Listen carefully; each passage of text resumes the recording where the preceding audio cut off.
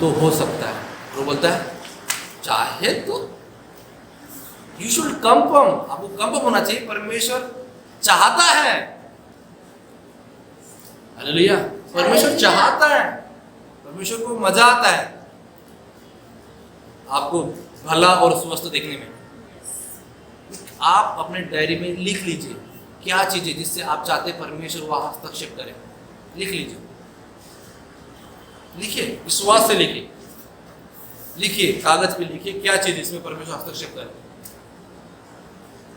लिखिए क्या चाहिए आपको, लिखिए जो भी चाहिए, गवर्नमेंट चाहिए, बिजनेस चाहिए, प्राइवेट जॉब चाहिए, तीनों भाषा एक ही से मेरे लिए, आपको पैसा चाहिए। हालेलुया, लिखिए ये चीज, परमेश्वर ये चीज देता है, देना चाहता है, परमेश्वर देना चाहता है।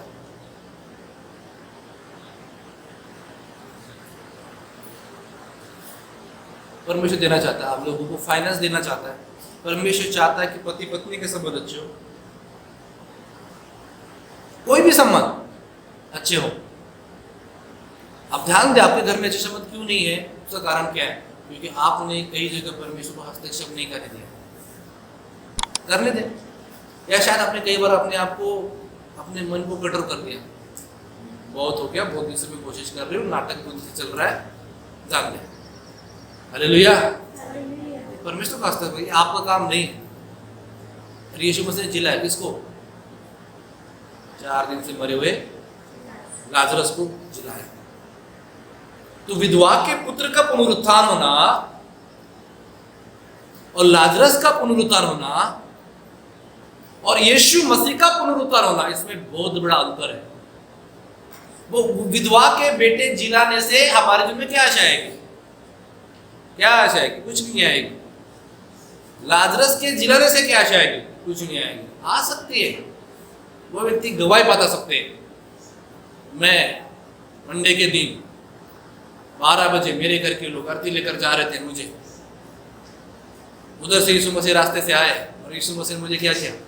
छुआ, और देखो आज मैं आपके सामने क्या हूं? जिंदा हूं। लाजरस जब भी प्रभु भोज में बैठता था, जब भी भोजन करता था, गवाही पढ़ता था, मैं वही लाजरस हूं जिसको 4 दिन से मरे हुए लाजरस को जिलाया गया। हालेलुया। ऊपर से तो फरीसी शास्त्री लोग तो विरोध कर रहे थे, और ये विधवा का बेटा लाजरस, ये तो नमक छिड़क रहे थे उनके कामों में और गवाही पाठ कर।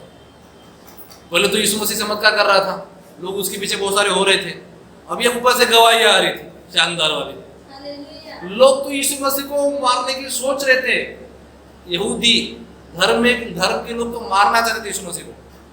उनको लग रहा था कि हमारा बिजनेस ठप करने आया है भैया, लेकिन लोगों का टारगेट बदल गया। वो बोलते लाजरस को ही मारेंगे, ये बहुत गवाही पाठ रहा है। Hallelujah, hallelujah. आपकी गवाही यदि वाकई आपके जीवन में, वो तो मृत्यु में उन्होंने पुनरुत्थान पा लिया, आपने जिस क्षेत्र में पुनरुत्थान पा लिया है, जिस क्षेत्र में आप मरे हुए थे, आप जी उठे, आप क्यों नहीं गवाही बांटेंगे? आपको बांटना चाहिए, मैं तो कहूँगा बांटना चाहिए। हालेलुया। आज आप बांटते हैं तो किसी को तकलीफ होती है। हालेलुया, और किसी को तकलीफ होती है। पर फिर भी मैंने कहा लाजरस का पुनरुत्थान होना, विधवा के बेटे का पुनरुत्थान होना आपके जीवन के लाभदायक हो सकता है। वो आपको सुसमाचार बांट सकते हैं, वो आपको गवाहियां बांट सकते हैं, लेकिन यीशु मसीह का पुनरुत्थान आपको पापी से पवित्रताई में खड़ा कर देता है। वो प्रयोजन खड़ा कर देता है। किसके लिए? हर पीढ़ी के लिए, जो बीत गई पीढ़ी उनके लिए, जो चल रही पीढ़ी उनके लिए, जो आने वाली पीढ़ी है, सबके लिए प्रावधान किया गया है। आए और उस प्रावधान में विश्वास करें। यीशु मसीह मेरे पापों के लिए मारा गया, गाड़ा गया और जी उठे।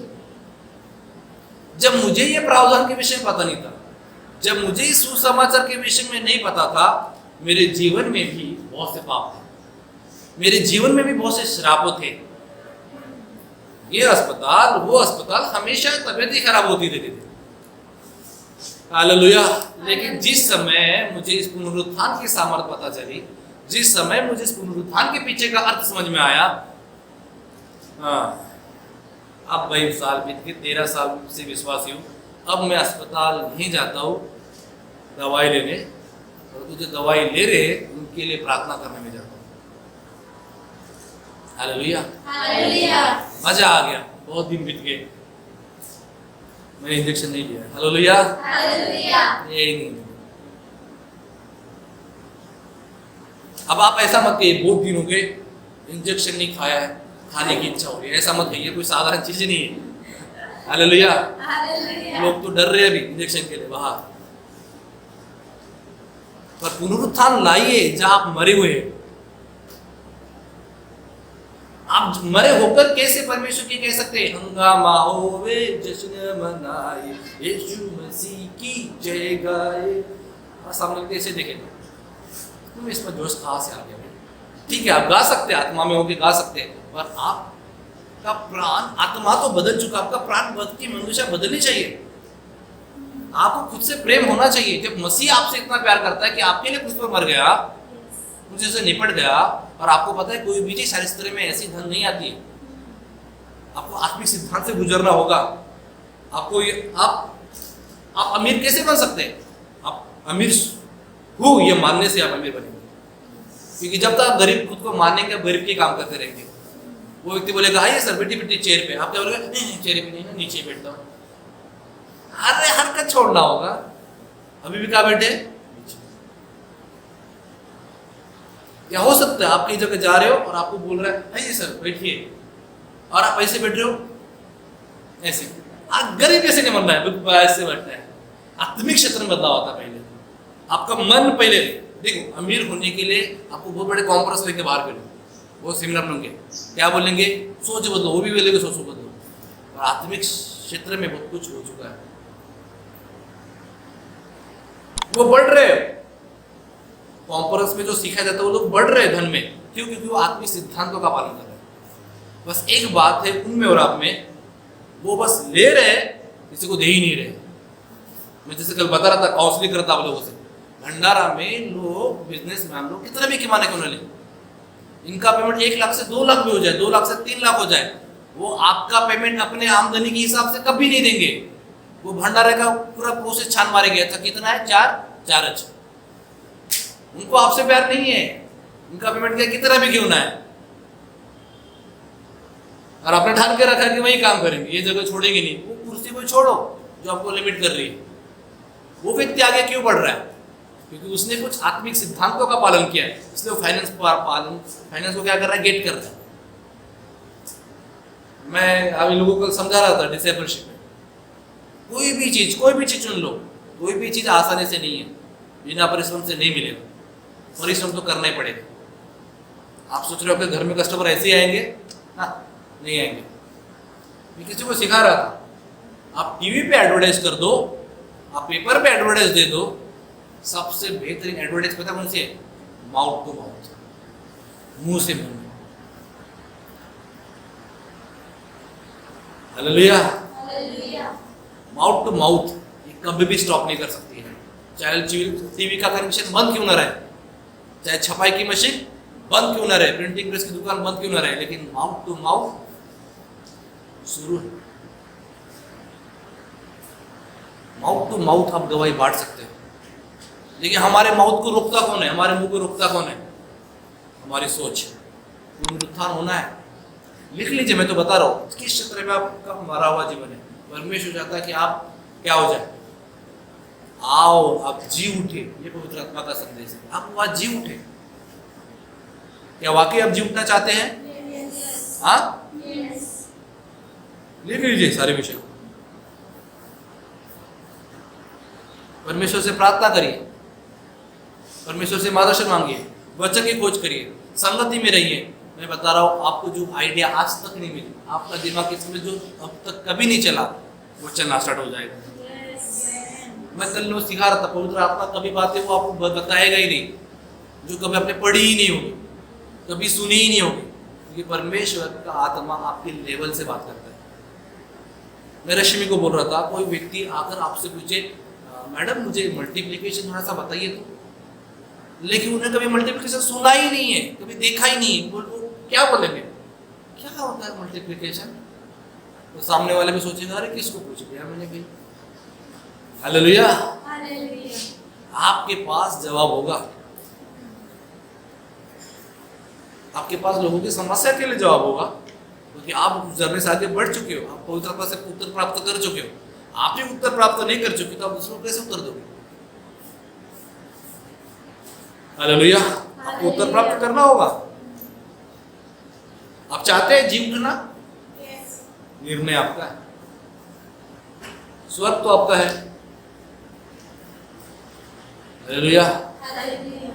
नरक भी आपका ही है, क्योंकि चुनाव आपका ही है। आप नहीं निर्णय लेंगे तो आप नरक जैसी जिंदगी, गरीबी जैसी जिंदगी जी सकते हैं। आप सही चुनाव करेंगे तो आप स्वर्ग से जिंदगी चाह सकते हैं।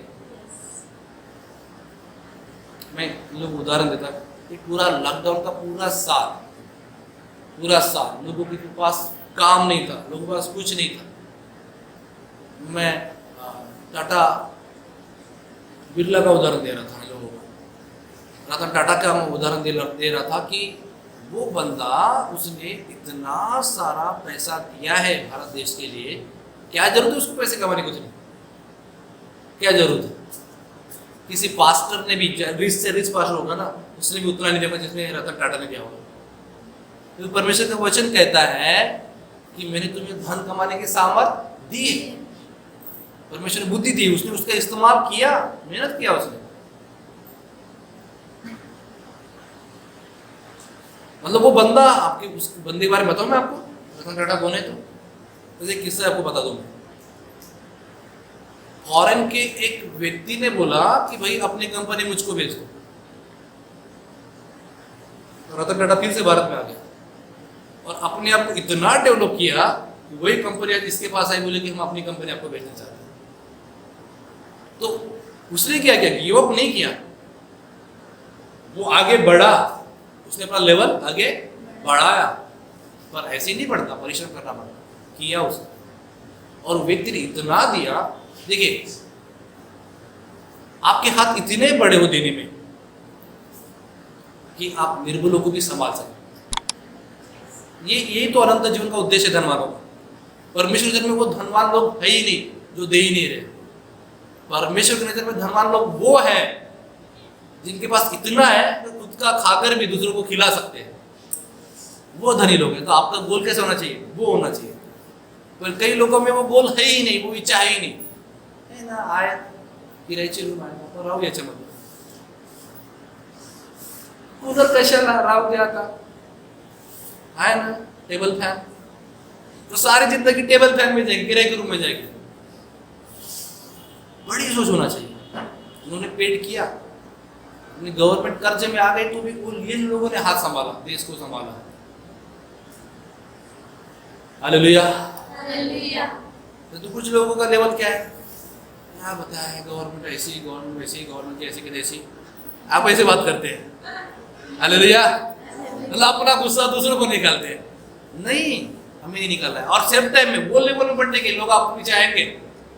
वो तो यीशु मसीह को भी लोग कर रहे थे चंगाई के लिए, 4 दिन बात आ रही होंगी, मतलब वो सब कुछ गूंजेंगे कान में। डोंट स्टॉप, यहाँ तक कि आपका विरोध अपने घर से भी आ रहा होगा। आपको कहा जाएगा कि तुम बेहतरीन सेवकाई नहीं कर सकते हो, आपको कहा जाएगा कि तुम गवर्नमेंट जॉब नहीं कर सकते हो, तुम एग्जाम में क्रैक नहीं कर सकते हो, तुम प्राइवेट जॉब तुमको नहीं मिल सकती है, तुम बिजनेस नहीं कर सकते हो। ऐसे लोगों के लिए क्या बनना होगा? बहरे बनना होगा। पर ये कैसे आएगा बहरापन? ये आएगा, परमेश्वर कहेगा आओ जाग उठे। हालेलुया। हालेलुया।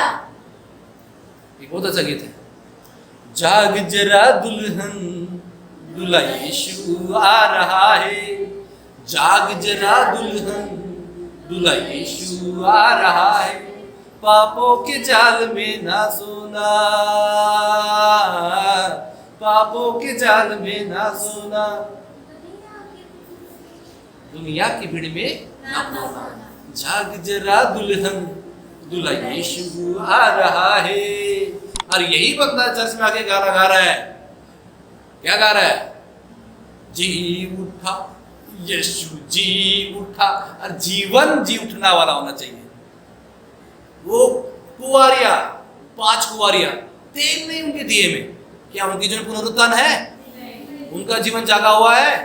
जाग जरा दुल्हन, दूल्हा यीशु आ रहा है। जाग जरा दुल्हन, दूल्हा यीशु। अब आप में से कई लोग बोलेंगे, वाह पास्टर जी वाह, क्या प्रचार कर रहे हैं, मजा आ रहा है, दिल को छू रहा है प्रचार। भैया परमेश्वर आप ही से बात कर रहा है। हालेलुया। आप में से कोई बोलेगा गुड गुड, रश्मि बोले गुड गुड गुड, ना तुम्हारे लिए अच्छा हो चलेंगे। परमेश्वर आपसे बात कर रहा है। आप, परमेश्वर चाहता है कि आपका जीवन जाग उठे। हालेलुया। एक बार मैं आराधना में खो गया था, पवित्र आत्मा से भर गया था, और पवित्र आत्मा ने मुझे बहुत सुंदर गीत दिया।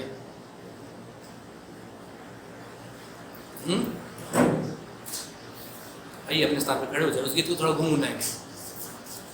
मेरे साथ गाया, क्या मुझे महसूस हो सकता है?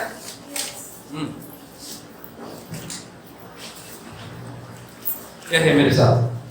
हम विश्वासी लोगों को आगे बढ़ते जाना है। हम विश्वासी लोगों को आगे बढ़ते जाना है। लहर में हो या कहर में हो, आगे बढ़ते जाना है। लहर में हो या कहर में हो, आगे बढ़ते जाना है। हम विश्वासी लोगों को आगे बढ़ते जाना है। हम विश्वासी लोगों को आगे बढ़ते जाना है। लहर में हो या कहर में हो, आगे बढ़ते जाना है। लहर में हो या कहर में हो, आगे बढ़ते जाना है। विश्वासी लोगों को आगे बढ़ते जाना है।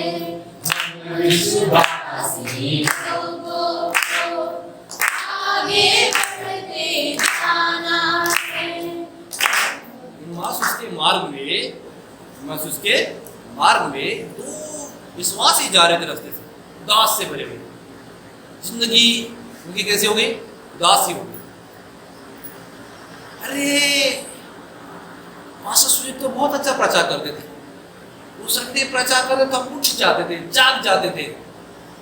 मर गए, अब कौन हमको उठाएगा? और उन्हीं के साथ सफर में यीशु मसीह चल रहा है। किसकी बात चल रही है? अरे नबी था एक यीशु मसीह, बहुत बड़ा पैगंबर था, बड़े बड़े चमत्कार किए, बड़े बड़े मिरेकल्स किए उसने। हाँ? अच्छा, हाँ।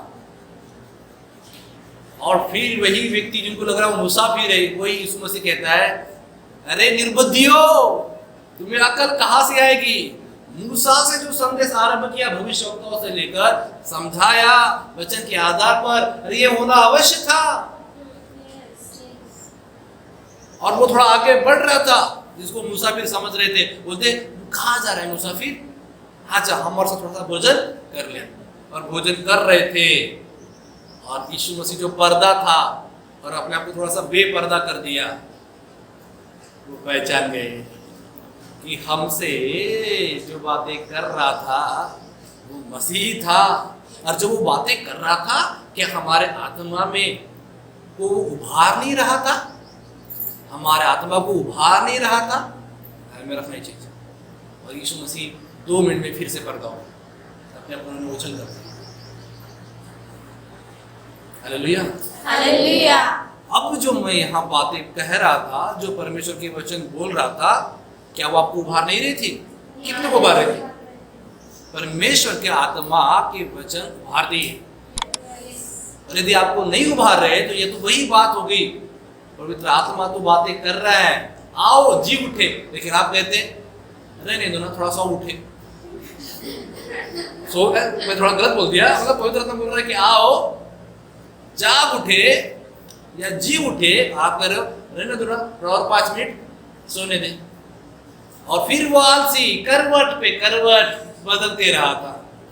वो दरवाजा वो अपने चूल पर ही क्या कर रहा था, करवट बदल रहा था, लेकिन है कहा वही का वही, मैं नहीं चाहता बाहर है। हालेलुया। मैं चाहता था तो जश्न का संदेश दे सकता था, बहुत बढ़िया उत्तम भोजन दे सकता था, लेकिन परमेश्वर के आत्मा ने मुझे कोई नहीं किया। मुझे कहा कि नो, बी सीरियस। परमेश्वर का पुनरुत्थान आपके हृदय में गंभीर मैसेज आता है। जाग उठो। आप ये तो नहीं समझ रहे दुल्हन मैं नहीं हूं, दुल्हन कोई और है, आप ही दुल्हन है। कलीसिया को दुल्हन कहा गया है। जाग जरा दुल्हन, दूल्हा यीशु आ रहा है। और आप कहेंगे बातों पर यीशु मसीह आएगा तो प्रभु थोड़ा जल्दी आता तो अच्छा नहीं होता, इतना गरीबी में जीवन गया। प्रभु बोलेंगे आ जाए इधर आलसीदास, तुझे तो वरदान दिए थे, तुझे तो तोड़े दिए थे, तू चाहता था तो उसका इन्वेस्टमेंट कर सकता था। तुझे तू कहता है मुझे पक्का पता तू आएगा, तू जा नहीं बोता वही काटने आता है। हालेलुया।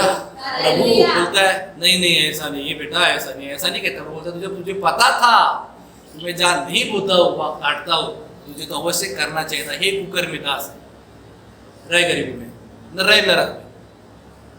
हालेलुया। इन्वेस्टमेंट करो अपने वरदानों का, इन्वेस्टमेंट करो अपने धन का, अपने संपत्ति का। परमेश्वर ने आपको प्लॉट अचार डालने के लिए नहीं दिया, परमेश्वर ने जमीन अचार डालने के लिए दिया है, घर अचार डालने के लिए दिया है। 100 रुपये भी यदि आपके पास नहीं, आप बोल रहे 1000 तो नहीं है, 100 रुपये तो है ना, 100 के 1000 करो, इन्वेस्टमेंट करो। 1000 के 10,000 करो। परमेश्वर ने हम सबको जिम्मेदारी दी है और नहीं कर रहे हैं, और आप परमेश्वर बोल रहे परमेश्वर कहा था जब मैं दुख में था। परमेश्वर अच्छा। हालेलुया। कितने लोग चाहते हैं the cry turn to happiness, the cry turn to joy, cry turn to peace. ये बदल सकती है, ये बदल सकते हैं आपके एक मात्र निर्णय से। हालेलुया। क्या आप निर्णय ले रहे हैं?